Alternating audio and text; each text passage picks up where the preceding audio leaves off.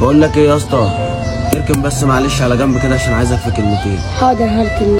خير في ايه؟ بقول لك ايه، انت عندك كام سنه؟ انا عندي 9. 9؟ انت بتشتغل ليه على التوك توك ده؟ انت صغير قوي على كده، وبعدين انت ماشي بلبس المدرسه يعني. ما انا برجع من المدرسه بشتغل عشان اساعد امي وابويا. انا عايز اول ما اكبر كده اكون حاجه بحب الشغل. انا بشتغل الشغلانه دي من وانا عندي 7 سنين. وانت 7 سنين بتشتغل على التوك توك؟ اه. بتذاكر بقى وبتكتب واجبك وكل حاجه؟ بتطلع على التوك توك ده بعد المدرسه ولا بتطلع في اي وقت ولا لا لا، انا برجع من المدرسه بشتغل لغايه بالليل، وراح ادفع للراجل فلوس والباقي كده بحطه في البيت. بتشتغل عليه؟ اه.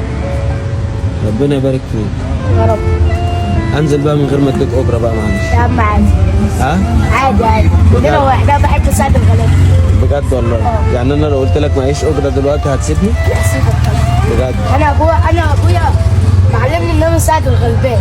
اي حد محتاج؟ اه. طب بص، انا هديك مبلغ كبير قوي، ماشي؟ ده شيك ب250,000 جنيه، انت كسبته معانا عشان انت بتجتهد وبتذاكر وبتاخد وبتشتغل كمان.